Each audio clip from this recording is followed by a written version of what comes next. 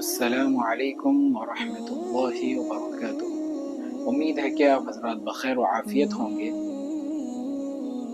اللہ رب العزت کا شکر ہے کہ اللہ رب العزت نے ہمیں تمام فتنوں سے بچائے رکھا ہے، اور اس سے بڑھ کر یہ شکر ہے کہ اس نے ہمیں اس فتنے کے دور میں ایمان کی حالت میں باقی رکھا ہے۔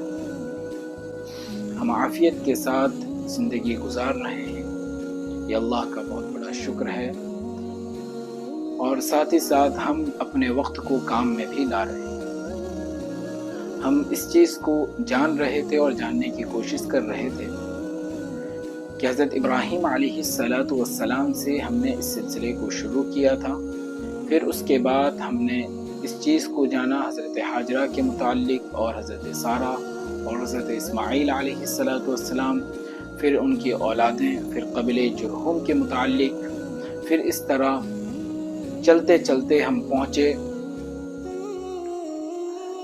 عبد المطلب تک۔ ان سے پہلے ہاشم، جو 4 بھائی تھے، عبد مناف کے ہاشم تھے، عبد شمس تھے، نوفل تھے اور مطلب تھے۔ پھر ان کا ملک شام کی طرف تجارت کی غرض سے جانا، اور درمیان میں عمرو ابن لبید کی لڑکی سے ان کا نکاح کا ہو جانا۔ ان سے پھر ایک اولاد اپنے یادگار کے طور پر انہوں نے چھوڑ دیا تھا، جو ان کی آخری ملاقات تھی، جن کا نام شیبہ بن ہاشم تھا، وہی چل کر آگے عبد المطلب بنے۔ پھر اس کے بعد خواجہ عبداللہ کے ساتھ ایک بڑا واقعہ پیش آیا، ذبح والا، لیکن اللہ رب العزت نے 100 اونٹوں کے بدلی فدیتاً انہیں کیا دیا؟ نجات عطا فرمائی۔ میں اس لیے اس کو مختصر انداز میں کہہ دے رہا ہوں تاکہ ایک مرتبہ ذہن نشین ہو جائے اور سمجھنا بھی آسان ہو آگے کی چیزیں۔ اور اس سے آگے چل کر ہم نے دیکھا کہ اللہ رب العزت نے ایک عجیب واقعہ رونما فرمایا، جسے ہم اصحاب فیل یعنی فیل والوں کا واقعہ، یعنی جس میں ہاتھی کو بطور حملہ کرنے کے لیے، جس کا نام کیا تھا؟ محمود تھا، اس کے ساتھ میں اور بھی 13 ہاتھی تھے۔ کتنے ہاتھی تھے؟ 13 ہاتھی تھے، اور گھوڑ سوار بھی تھے۔ کس بنا پر؟ حسد کی بنا پر۔ میں نے بھی تفصیل اس بات پر روشنی ڈالی اور بتلانے کی کوشش بھی کی کہ کیوں، یعنی کیا سبب بنا اس عذاب کے آنے کا؟ وہ بھی حسد ہے۔ حسد کس چیز کی حسد تھی؟ کہ بیت اللہ کی کیوں اتنی تعظیم کی جا رہی ہے؟ وہ نصرانی المذہب تھا، یعنی کرسچن تھا۔ کیا تھا؟ ابرہہ کون سے مذہب سے تعلق رکھ رہا تھا؟ کرسچن تھا۔ سب کو یہ سوال ہو رہا ہو کہ ابرہہ کیا مسلمان تھا؟ نہیں، ابرہہ مسلمان نہیں تھا بلکہ کرسچن تھا۔ تو اس حسد کی بنا پر اس نے گرجا گھر تعمیر کیا۔ پھر قبیلہ فقیم میں سے ایک شخص کا وہاں پیشاب و پاخانہ کر دینا، گندا کر دینا۔ پھر اتفاقاً مکہ کا ایک قافلہ جو وہاں قریب میں ہی ٹھہرا تھا، اس نے جانور سے بچاؤ کے لیے، درندوں سے اپنے آپ کی حفاظت کے لیے، اپنے آپ کو سیف رکھنے کے لیے اس نے آگ روشن کیا تھا۔ آگ شعلہ زن تھا، یعنی آگ بھڑک رہا تھا، وہاں پر جل رہا تھا، تاکہ جانور، درندے، شیر وغیرہ آس پاس میں بھیڑیے وغیرہ نہ آئیں، تاکہ کوئی نقصان نہ پہنچے۔ لیکن اللہ کا ایسا کرنا ہوا کہ اللہ جسے رکھے تو اسے کون چکھے، لیکن اللہ جسے برباد کرے تو اسے بھی کوئی بچا نہیں سکتا۔ تو کرنا ایسا ہوا کہ اندھیاؤ چلا، تیز تند ہوا چلی، یعنی تیز آندھی چلی، جس کی بنا پر آگ کا اڑ کر جا کر اس گرجا گھر میں لگ جانا، یہ سب اللہ کے حکم سے تھا۔ پھر اس کو بھسم کر دینا، جلا دینا۔ پھر ابرہہ کا غصے کی حالت میں وہاں سے نکل کر حملے کی غرض سے کعبۃ اللہ کو، بیت اللہ کو، اللہ کے اس مبارک اور بابرکت گھر کو منہدم کرنے کی نیت سے وہاں سے نکلنا۔ پھر درمیان میں 2 لوگوں کا گرفتار ہونا، 2 نفر، ایک کا نام تھا اور ایک کا نام کیا تھا؟ نفیل ابن حبیب خطعمی، جنہوں نے محمود ہاتھی نام، جس کا نام تھا، اس کے کان میں کہا تھا کہ تو کس کے گھر جا رہا ہے؟ اللہ کے گھر کو تباہ کرنے کے لیے، منہدم کرنے کے لیے جا رہا ہے۔ تو اس نے گھٹنا ٹیک دیا۔ تو اسی دوران میں ابابیل، یعنی جو پرندوں کا نام ہے، ان کا لشکر گول کے گول، یعنی اس طرح جس طرح ہم دیکھتے ہیں آسمانوں پر کلاؤڈ کو، بادل کو آسمانوں پر چلتے ہوئے دیکھتے ہیں، نہیں دیکھتے ہیں کلاؤڈی موسم پورا کیا ایسا بنا ہوا رہتا ہے، کلاؤڈ، یعنی گول کے گول، ایک بادل دوسرے سے کیسے رہتے ہیں؟ جڑے ہوئے رہتے ہیں۔ اس طرح اس شکل میں پرندوں کا آنا دیکھے ہوں گے، بیز یعنی مکھی، شہد کی مکھی کو کس طرح وہ لوگ آتے ہیں، پورا ایک ساتھ آ کر حملہ کرتے ہیں. بس سیم ایسا ہی جو ابابیل پرندے تھے جن کی چونچ میں ایک کنکری اور دونوں پیر میں ایک کنکری، ایک کنکریاں تھیں، کل 3 کنکریاں اپنے پیروں میں لیے ہوئے تھے، اپنے پیر میں 2، اپنے منہ میں چونچ میں 1، جو انہوں نے برسایا، جو اس گولی کے مانند کام کر رہا تھا کہ انسان کو بھوسا بنا دے رہا تھا. تو یہ کیفیت ہوئی، ان پر برسایا گیا، جس کی وجہ سے وہ ہلاکت کے نتیجے کو پہنچے، یعنی ہلاک ہوئے. پھر ابراہہ کو اس کے جو سپاہی تھے جو آس پاس میں تھے وہ اس کو لے کر گئے. چند ہی دنوں کے اندر اس کا بھی وہاں پر کیا ہوا، تڑپ کر جان چلا گیا. یعنی اس کا کلیجہ دل باہر نکل آیا تھا اس گولی کے لگنے کی وجہ سے. عجیب قسم کی بدبو پیدا ہو گئی تھی. بہت سارے لوگوں کا قبر جب کھولا جاتا ہے، قبر کو کھولی جاتی ہے تو اس وقت خوشبو نکلتی ہے. خوشبو کا پیدا کرنا یہ بھی کون؟ اللہ کی جانب سے ہے. بدبو کا پیدا کرنا یہ بھی کون؟ اللہ کی جانب سے ہے. اس نے اللہ کی نافرمانی کی، جس کی بنا پر اللہ نے اس کے جسم میں ایک قسم کی بدبو پیدا کر دی. پھر اس کے بعد اس کا بیٹا یکسوم بن ابراہہ وہ کیا بنا؟ حاکم بنا، بادشاہ بنا اس جگہ کا. تو عبد المطلب اس کے بعد وہاں سے لے کر نکلے سارے لوگوں کو، اور انہوں نے جمع کیا پورا جتنے زیورات یہ لوگ کے گرے ہوئے تھے سب کو 2 گڈھوں میں جمع کیا. پھر سب کے درمیان اسے تقسیم کیا. اتنا مال و دولت سب کو ملا کہ سب زندگی تونگری مالداری کے ساتھ گزار سکے. لیکن اس بنا پر انہیں کیا کرنا چاہیے تھا؟ سب کو ایک سوال ہے. اللہ تعالیٰ نے ان کو ایک عزت بخشی. ایک تو عزت بخشی تھی کس بنا پر؟ کہ ذبیح اللہ کی ہونے کی وجہ سے. اس سے پہلے ایک عزت بخشی تھی کس بنا پر؟ آب زمزم کو انہوں نے کیا کیا؟ دوبارہ آشکارا کیا، دوبارہ اوپن کیا. آب زمزم کو ایک مرتبہ بند کر دیا گیا تھا. اگر آپ کو معلوم نہیں ہے تو آپ پیچھے جو سیشن ہوا ہے اسے غور سے سنیے تو آپ کو سمجھ میں آئے گا اس چیز کہ عمرو ابن حارث نے کس طرح اس کو نقصان پہنچایا تھا. پھر عبد المطلب کے ذریعے اللہ رب العزت نے اسے دوبارہ اوپن کیا، دوبارہ کھولا، دوبارہ آشکارا کیا اللہ رب العزت نے. پھر ذبیح اللہ کے مقام کو بڑھایا. ایک تو حضرت ابراہیم علیہ السلام کے اولادوں میں اسماعیل علیہ السلام کو اللہ رب العزت نے فدیتاً ان کے بدلے میڈھا بھیجا تھا. پھر یہاں پر 100 اونٹوں کا قربان ہونا عبداللہ کے بدلے میں. پھر اسی طرح اللہ رب العزت نے ان کو ایک بڑی مصیبت سے نجات دیا. وہ کیا تھا؟ یہ اصحاب فیل والا واقعہ. یعنی تقریباً یہ آپ صلی اللہ علیہ وسلم کے دنیا میں تشریف لانے سے 55 دن پہلے یہ واقعہ پیش آیا تھا. یعنی اللہ رب العزت نے دکھا دیا کہ میرا ایک مہمان، میرا ایک محبوب، میرا ایک حبیب دنیا میں آنے والا ہے، کیسے میں اس کی حفاظت کروں. ظاہر سی بات ہے وہ اس وقت پیٹ میں موجود تھے حضرت آمنہ کے. تو اس کے بعد اللہ رب العزت نے انہیں بڑی بڑی نعمتوں سے نوازا. تو اس لیے کہا جاتا ہے کہ اللہ رب العزت جب ہمیں نعمتیں دے، اللہ رب العزت جب ہمیں مال و دولت سے نوازے، اللہ رب العزت جب ہم سے تمام پریشانیوں کو دور کر دے، اللہ رب العزت جب ہم سے مصیبتوں کو ختم کر دے، اللہ رب العزت جب ہم کو خوشحال بنا دے، تو اس وقت ہمیں یہ نہیں بھول جانا چاہیے کہ اللہ اب نہیں، بس جو کچھ وہ ہم، یعنی ہمارے طور طریقے سب کچھ ہم جو چاہیں وہی کریں. نہیں، اس وقت میں ہمیں اللہ رب العزت کا خوب شکر ادا کرنا چاہیے. وہ وقت جتنا خوشی کا ہوتا ہے اتنا ہی خطرناک ہوتا ہے. اللہ رب العزت خوشی کو دے کر یہ آزمانا چاہ رہا ہے کہ میرا بندہ مجھے بھول جاتا ہے یا مجھے یاد کرتا ہے. تو عام طور پر ایسا ہوتا ہے کہ ہم کیا ہوتے ہیں؟ بھول جاتے ہیں اللہ رب العزت کو. جب غم کا موقع آتا ہے، پریشانیاں آتی ہیں، تو اس وقت ہم اللہ رب العزت سے گڑگڑانے لگتے ہیں. ایسا نہیں ہونا چاہیے. اس وقت بھی جس وقت پریشانیاں آتی ہیں اس وقت تو ہم ظاہر سی بات ہے اللہ کے ہی دروازے کو کھٹکھٹائیں. کسی اور سے اپنا یعنی مدد کا ہاتھ نہ پھیلائیں کسی کے سامنے. صرف کس کے سامنے پھیلائیں؟ اللہ کے سامنے پھیلائیں، اسی سے ہی مانگیں. تو یہ لوگ جب یہ ساری خوشیاں، ان کی شہرت ایک عرب کے اندر، اہل عرب کے پاس، پورے اہل حجاز کے اندر پورا ان کا ایک مقام بن گیا. یعنی ہر کوئی انہیں ایک بلند مرتبے سے دیکھنا لگا. یعنی سب کے ذہن میں یہ بات بیٹھ گئی کہ یہ ساری چیزیں، یعنی یہ جو حفاظت کی گئی، انہیں بچایا گیا کس کے لیے؟ قریش کے لیے. کس کے لیے؟ قریش کے لیے. قریش یہ قبیلہ تھا جو حضرت اسماعیل علیہ السلام کے آل و اولاد میں سے ہے، کہ ان کے لیے کیا کیا گیا؟ بچایا گیا. بلکہ ایسا نہیں ہے، بلکہ ایک حبیب، اللہ کا پیارا محبوب، جس کے لیے دونوں کائنات کو بنایا گیا. کون ہے وہ؟ محمد الرسول اللہ صلی اللہ علیہ وسلم ہے. ان کے لیے یہ ساری چیزیں بسائی گئی تھی، یہ ساری چیزوں کو حفاظت بخشا گیا۔ کس کے لیے تھا؟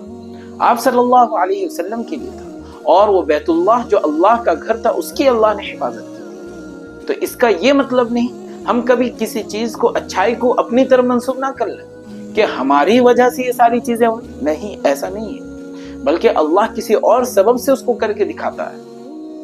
انہوں نے اس چیز کو اپنی طرف پھیر لیا کہ قریش بہت اعلیٰ ہیں سارے عرب میں، تو جب ان کے اندر یہ خیال آ گیا، تکبر آ گیا، کبھی اپنے اندر تکبر نہیں لانا چاہیے، جو کچھ ہیں وہ ہم ہیں، نہیں، ایسا نہیں ہے۔ ہر انسان کمزور ہے، اس کے اندر خطا ہی خطا بھرا ہوا ہے، تو اپنے آپ کو کبھی کیا نہیں سمجھنا چاہیے، بڑا نہیں سمجھنا چاہیے۔ تو انہوں نے اپنے آپ کو کیا کیا، بڑا سمجھنے لگے۔ کون؟ اہل عرب، قریش۔ تو وہ اپنے آپ کو، قریش یعنی ایک قبیلے کا نام، ایک خاندان کا نام، ایک کمیونٹی کا نام، یعنی ایک کیا کہہ لیں گے، ایک باپ کے ایک اولادوں کا نام، ایسا بول لیجئے، سمجھ لیجئے اس کو۔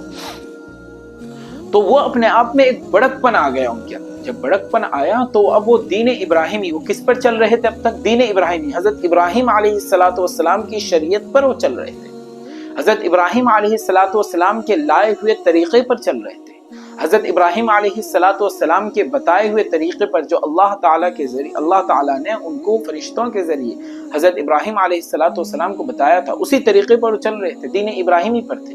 کس پر تھے؟ دین ابراہیمی پر تھے۔ سوال پیدا ہوتا ہے کہ جب ایک جانب نصرانی المذہب تھے لوگ، ایک جانب یہودی تھے، تو یہ لوگ کس مذہب پر تھے؟ یہ لوگ دین ابراہیمی پر تھے، حضرت ابراہیم علیہ السلام کے طور و طریقے پر چل رہے تھے۔ تو بت پرستی ان کے درمیان اتنا عام نہیں تھی، یعنی بت پرستی ان کے درمیان میں اتنا عام نہیں تھا، لیکن ان لوگوں نے اپنے آپ کے لیے ایک نئی شریعتیں کیا کی، ایک نئی شریعت بنانی شروع کر دی۔ اور وہ کیا ہے؟ وہ یہ ہے کہ انہوں نے کیا کیا، ایک کمیونٹی بیٹھایا، ایک پلاننگ کیا، یعنی ایک جیسا پارلیمنٹ کے اندر ہم کیا کرتے ہیں، لا پاس کرتے ہیں، قانون پاس کرتے ہیں پارلیمنٹ کے اندر، لوک سبھا، راجیہ سبھا کے اندر، وہاں پر کیا ہوتا ہے، بل پاس ہوتا ہے، قانون بنتا ہے۔ تو اس طرح انہوں نے اپنے درمیان میں ایک نئی شریعت بنانی شروع کر دی۔ اس طرح کہ ہم جانتے ہیں کہ حج کے ارکان میں سے سب سے اہم رکن وہ کیا ہے، میدان عرفات کے اندر ٹھہرنا۔ تو اس وقت میں بھی حج کے وہی ارکان سب تھے، اللہ رب العزت نے ان کو رائج رکھا تھا، صفا سے مروہ کے درمیان دوڑنا، اس طرح مقام عرفات میں یعنی میدان عرفات میں ٹھہرنا، قربانی کا دینا، یہ ساری چیزیں تھیں اس وقت میں کسی نہ کسی حد تک۔ تو انہوں نے جب بیت اللہ کی تو تعظیم تھی، لوگ آتے تھے حج کے لیے، اس کے لیے ایک ان کا ایک بڑک پن بھی تھا، یعنی وہاں اللہ نے ان کو کئی چیزوں سے نوازا تھا، حضرت ابراہیم علیہ السلام کی دعائیں بھی تھیں وہاں ساتھ میں۔ تو انہوں نے اپنے آپ میں یہ میٹنگ کیا کہ ہم سب سے اعلیٰ ہیں، کیونکہ اللہ نے ہمارے لیے سب چیز بچایا ہے۔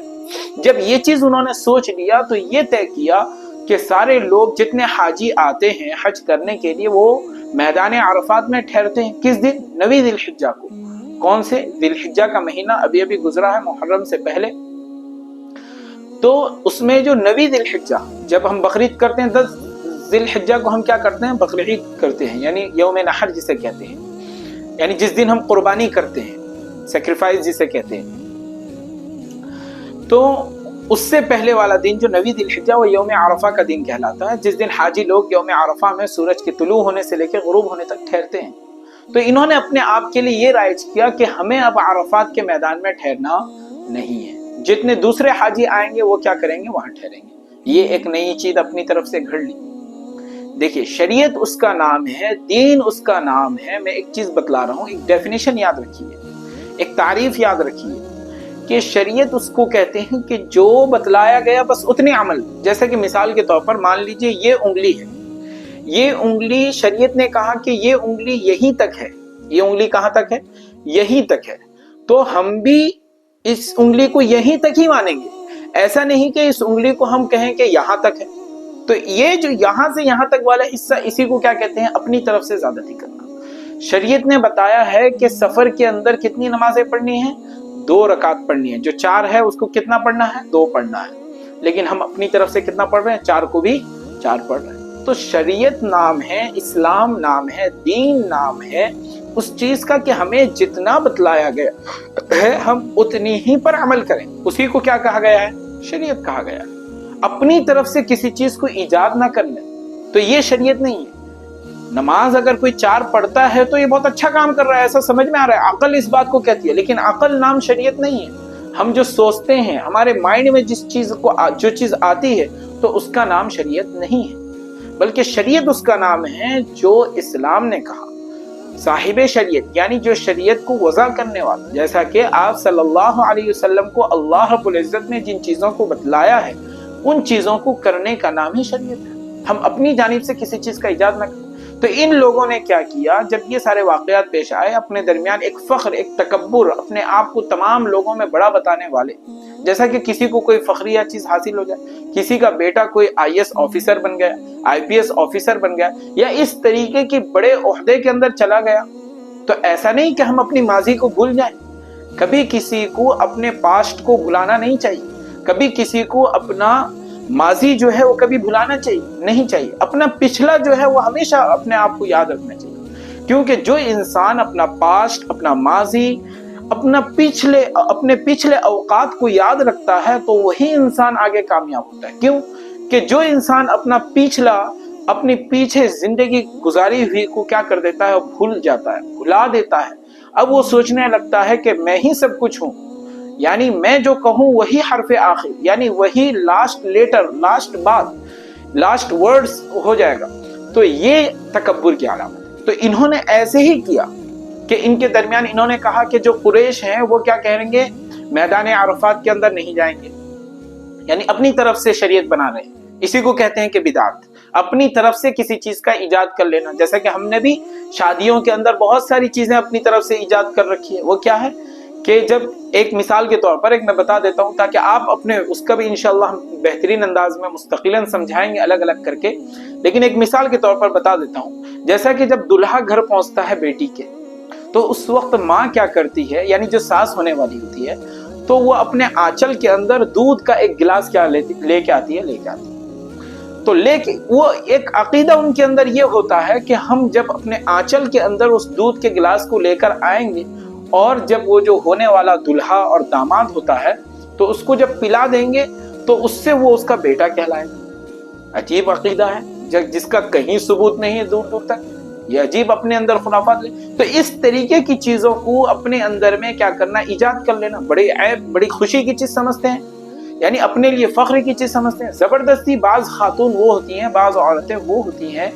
کہ جو اس چیز کو ناپسند کرتی ہیں کرنا، ان کا غیرت گوارا نہیں کرتا ہے، عجیب سا ہے، آنچل کے اندر اس طرح چھپا کر لے کر آتی ہیں اور دودھ پلاتی ہیں۔ یہ کون سا طریقہ ہے؟ اپنی طرف سے ایجاد کر لیا اور اس کو شریعت کر اور ثواب سمجھ کر عمل کرتے ہیں، یعنی اس میں اللہ رب العزت انہیں اجر دے گا، ایسا نہیں ہے، شریعت اس کا نام نہیں ہے۔ شادی کے اندر بہت سارے خرافات انہوں نے ایجاد کر رکھے ہیں، تو جس طرح انہوں نے ایجاد کیے ایسے ان لوگوں نے بھی ایجاد کر لیا تھا۔ تو یہی تمام چیزیں وہ ہیں جو ہم اپنی طرف سے کیا کر لیتے ہیں، ایجاد کر لیتے ہیں۔ تو انہوں نے ایک چیز کیا ایجاد کیا کہ ہم کو میدان عرفات کے اندر کیا کرنا ہے، نہیں جانا ہے۔ اسی طرح اور ایک چیز کیا انہوں نے ایجاد کیا کہ جو لوگ یہاں آئیں گے طواف کرنے کے لیے، حج کرنے کے لیے، تو وہ قریش کا کپڑا پہن کر حج کریں گے، طواف کریں گے۔ کہاں پر؟ یعنی کعبۃ اللہ، جیسا ہم لوگ جاتے ہیں حج کرنے کے لیے یا عمرہ کرنے کے لیے تو وہاں پر احرام پہنتے ہیں۔ تو اسی طرح انہوں نے کیا کیا، یہ تو بتایا ہوا آپ صلی اللہ علیہ وسلم کا طریقہ ہے، لیکن انہوں نے کیا ایجاد کیا تھا، یعنی جو لوگ آئیں گے تو وہ قریش کا کپڑا پہن کر حج کریں گے، عمرہ کریں گے یا طواف کریں گے۔ اچھا، اپنی طرف سے اگر کوئی انسان اتنا شرمیلا ہے کہ وہ قریش کا کپڑا نہیں ملتا ہے، یعنی شرم کے مارے لینا گوارا نہیں کرتا ہے یا لے نہیں سکتا ہے، تو وہ اپنے کپڑے میں اگر حج یا عمرہ کر رہا ہے یا طواف کر رہا ہے تو وہ ان کپڑوں کو نکال کے پھینک دے گا۔ یہ سب ان کی طرف سے ایجاد کر رہے ہیں، وہ ان کپڑوں کو نکال کے کیا کرے گا، پھینک دے گا، نہ وہ خود استعمال میں لاگا، نہ اور کوئی اس کو پہن سکے گا، نہ اور کوئی اسے یوز کر سکے گا، یعنی اس طرح اپنے اندر میں یہ چیز۔ اچھا، اور ایک چیز انہوں نے کیا ایجاد کیا کہ اس دوران میں ہم لوگ جو قریشی ہیں، یعنی قریش خاندان سے، اسلام کوئی خاندان واندان کا نام نہیں ہے، اسلام کہتا نہیں ہے کہ ہم خان ہیں، جو خان ہے وہ بہت اعلیٰ ہے، جو شیخ ہے وہ بہت اعلیٰ ہے، تو خاندانی یہ سب افراتفری ہے، اپنے سب انسان برابر ہیں۔ جیسا کہ میں ایک چھوٹا سا واقعہ سنا دوں، صحابہ کرام میں سے حضرت ابو ذر غفاری رضی اللہ تعالی عنہ کا واقعہ ہے کہ حضرت فاطمہ کو لے کر جاتے ہیں ساتھ میں، ان کے शौहर और दोनों लड़के होते हैं और ये दूर से जाते रहते हैं, तो इन्होंने भी कंधा दिया था, लेकर जाते हैं दफनाने के लिए। तो उस वक्त वो कहते हैं, वाकया है लेकिन कहाँ तक इसकी सनद है मैं मुअतबर अंदाज में नहीं बयान कर रहा हूँ इस बात को, इसलिए मैं वजाहत के साथ कह रहा हूँ इस बात को, कि वो कहते हैं कि ये फलां की बेटी है, नबी की बेटी है, मुबारक खातून है, इस तरह कब्र से कहते हैं। कब्र कहती है कि मैं वहाँ खानदान नहीं देखती हूँ, मैं तो आमाल देखती हूँ। तो अल्लाह रब्बुल इज्जत के नजदीक भी कोई खानदान नहीं देखा जाएगा कि ये फलां का बेटा था इसलिए इसे माफ कर दिया जाएगा, नहीं। सबको अपने अपने आमाल का सवाब अजर मिलेगा, सबको अपने आमाल का हिसाब देना होगा। तो इसी तरह कि कोई खानदान का नाम शरीयत नहीं है, कोई फलां खानदान से ताल्लुक रखता है तो वो बहुत आला है, नहीं। अगर वो मुसलमान नहीं है तो जहन्नम में जाएगा। अबू तालिब आप सल्लल्लाहु अलैहि वसल्लम उनके लिए रो रो कर कह रहे थे आखिर में कि बोल दीजिए, आप मेरे कान में बोल दीजिए, मैं आपकी गवाही दे दूंगा, मैं आपकी क्या करूंगा, शहादत दे दूंगा, गवाही दे दूंगा अल्लाह के सामने कि इन्होंने कलमा पढ़ लिया था। लेकिन नहीं, किस खानदान से, नबी के खानदान से ताल्लुक, वो खानदान नहीं देखा जाएगा, वहां पर आमाल देखे जाएंगे। तो इस तरह उन्होंने एक चीज क्या इजाद कर लिया कि एक तो कपड़े वाला, एक तो मैदान अराफात में नहीं ठहरेंगे ये लोग, मैदान अराफात जहां पर हाजी लोग नवी दिल हिज्जा को ठहरते हैं, इसी तरह वो लोग कपड़ा भी नहीं। अच्छा, और एक मुसीबत दर मुसीबत ये है कि औरतों के लिए क्या होगा, औरतें कौन सी कपड़ा पहनेंगी उस वक्त में, औरतें बिल्कुल नंगी होंगी, यानी उनके जिस्म पर कोई कपड़ा नहीं होगा। ये सब वो अपनी तरफ से शरीयत बना रहे हैं, किस पर, यानी भटक रहे हैं वो लोग तकब्बुर में आके, अय्याशी में आके। अल्लाह रब्बुल इज्जत ने उनको नेमतों से नवाज दिया, तो वो क्या कर रहे हैं, औरतों के लिए किस चीज का इजाद कर रहे हैं कि उनके जिस्म पर कोई कपड़ा नहीं होगा, सिर्फ अपने बाल को एक ओढ़नी से क्या कर लेंगी, बांध लेंगी, पूरा जिस्म के अंदर एक कपड़े का टुकड़ा भी नहीं, बिल्कुल नंगी। तो इस तरह उन्होंने क्या कर लिया, इजाद कर लिया अपनी तरफ से। अच्छा, और एक चीज क्या उन्होंने इजाद किया इसी तरह कि जो ऊंट कितना बच्चा दे दे, 10 बच्चा दे दे, और 10 के 10 कैसे हो, मादा हो, यानी फीमेल हो, 10 के 10 क्या हो, फीमेल हो। तो अब उस ऊंट को क्या करेंगे, उस ऊंट को आजाद छोड़ दिया जाएगा, अब उससे कोई बच्चा नहीं होगा, अब उस पर कोई सवारी नहीं होगा। उसकी दूध कौन पी सकता है, जो सिर्फ मुसाफिर हो, मेहमान हो, वही पी सकते हैं, और कोई नहीं पिएगा। ये सब हिंदुओं के अंदर आज भी है। अच्छा, उस ऊंट का नाम क्या दे देते थे वो लोग, साहिबा, क्या, साहिबा, सीन से साहिबा दे देते थे नाम। इसी तरह अच्छा, उसकी जो मादा ऊंटनी होगी, यानी उससे जो बच्चा होने वाली मादा होगी, 10वीं या 8 यानी उसके बाद वाली, तो बुहैरा उसका नाम दे देते थे। तो उस पर भी कोई सवार नहीं होगा, वो भी बुतों के नाम पर उसे क्या कर देते थे, छोड़ देते थे। ये सब उनका बनाया हुआ शरीयत है, अपनी तरफ से इजाद कर रहे हैं। इसी तरह जो बकरी कितनी, यानी 5-5 करके, यानी 10 बच्चे, हर मर्तबा में 2 बच्चे देगी, और इस तरह 10 बच्चे दे देगी, यानी 10 के 10 क्या हो, मादा हो, यानी फीमेल हो, 10 के 10। तो उस बकरी को भी नहीं खाया जाएगा, उस बकरी को भी आजाद छोड़ दिया जाएगा। तो इस तरह भरे हुए थे पूरे जानवर, यानी जिनको बुतों के नाम पर, जैसे मिसाल के तौर पर। इसी तरह एक यानी ऊंट, यानी नर, यानी जिसको मेल कहेंगे, तो मेल ऊंट को भी इसी तरह, वो अगर क्या करता है, जुफ्ती करता है, मिलाप करता है, जो यानी उनके दरमियान में होता है, यानी फीमेल और मेल ऊंट के दरमियान में जो चीज होता है, जुफ्ती कहते हैं उसको, यानी ऊंटों की, यानी इनके हरकत को क्या कहते हैं, जुफ्ती कहते हैं। कि कोई अगर मेल ऊंट फीमेल से 10 मरतबा मिला, और 10 मरतबा में सब क्या हो गए, नर बच्चे पैदा हो गए, ये मादा बच्चे पैदा, अब वो भी सांड के नाम से छोड़ दिया जाता है। जैसे आजकल गैर मुस्लिम क्या करते हैं, नॉन मुस्लिम जो होते हैं, वो सांड को छोड़ देते हैं ना, बुतों के नाम पर, ऐसा गले में उनके फीता बंधा रहता है। तो इस तरह उस जमाने में भी उन्होंने अपनी तरफ से क्या कर लिया था, इसको इजाद कर लिया था, यानी तरह तरह की चीजें। अच्छा, जितनी विरासतें थी, यानी मालो दौलत किसके लिए खास कर दी थी, यानी ज़ुकूर के लिए, यानी मेल के लिए, मर्दों के लिए। तो इस तरह तरह तरह की रसूमात को अपने अंदर में उन्होंने क्या कर दिया था, इजाद कर दिया था, यानी अपने सोच से, अपने तखर्रो से। इसी का नाम क्या है, बिदअत है। इसी का नाम क्या है, बिदअत है। यानी लोग सुनते होंगे ना आप लोग तकारीर के अंदर, बयानों के अंदर, बिदअत किसे कहते हैं, यानी नई चीजों को शरीयत के अंदर लाकर दाखिल कर देने का नाम क्या है, बिदअत है। यानी जितनी चीजें थी, यानी विरासत यानी जो मिलती है ना इस जमाने के अंदर में भी, तो उस जमाने में उन्होंने उसको क्या कर दिया था, किसके साथ खास कर दिया था, जो मेल होते थे, यानी लड़कों के लिए खास कर दिया था। لڑکیوں کے لیے کوئی وراثت نہیں، لڑکیوں کو کوئی مال دولت ملے گا نہیں، بلکہ شریعت نے اس کا پوری طرح سے خاتمہ کیا، اس طرح کہ آپ صلی اللہ علیہ وسلم نے کہا سب کے لیے حصہ، لڑکوں کے لیے 2 حصہ، لڑکیوں کے لیے 1 حصہ۔ یہ شریعت کا قانون ہے کہ انہوں نے کہا تھا کہ جو میدان کے اندر کیا ہوتے ہیں، نکلتے ہیں، انہی کو کیا ملے گی؟ وراثت ملے گی۔ اس طرح وراثت یعنی ماں باپ کا جو مال ہوتا تھا، تو اس طرح یعنی جو مال ہوتا تھا، آج کل بھی یہ بہت عجیب سا رسم، یعنی بیٹیوں کو مال نہیں دیتے ہیں، بہنوں کو مال نہیں دیتے ہیں، یعنی جو ان کا حق ہوتا ہے دینا چاہیے، اگر نہیں دیتے ہیں تو آپ ان کا حق لے کر بیٹھے ہیں، کل قیامت کے دن اس کا جواب آپ کو دینا ہوگا۔ یہ ان کا حق ہے تو کل اللہ لے کر آپ سے دے گا۔ بیٹیوں کا حق پورا پورا دینا چاہیے۔ ان کا حق اگر یعنی 3 بھائی بہن ہیں تو یعنی 2 بھائی 1 بہن ہے، تو وہاں پر بھائیوں کے لیے 2 حصہ ہوگا، بہن کے لیے کیا ہوگا؟ 1 حصہ ہوگا، یعنی اسے 5 حصے میں کیا کیا جائے گا؟ تقسیم کیا جائے گا۔ تو بہنوں کا حق دینا چاہیے زمین کے اندر، وراثت کے اندر ماں باپ کے۔ اور اسی طرح بہت سارے لوگ عجیب عجیب عذر پیش کرتے ہیں، بہت ہی مال تھوڑا، ارے جتنا ہے اتنے میں جو ہے اتنا تو دے دیجیے۔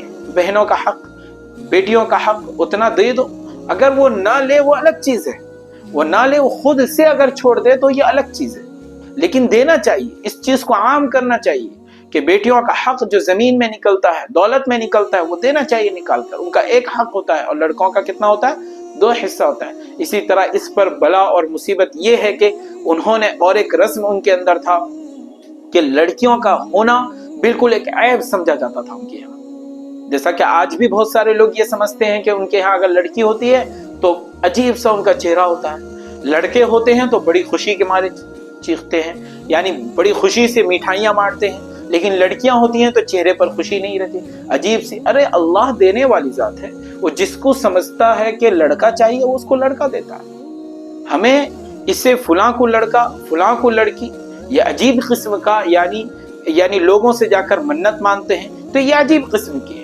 انشاءاللہ ہم اس کی تفصیل سے اور آگے بیان کریں گے۔ انہی باتوں پر میں اپنے بات کو مکمل کرتا ہوں۔ السلام علیکم ورحمۃ اللہ وبرکاتہ۔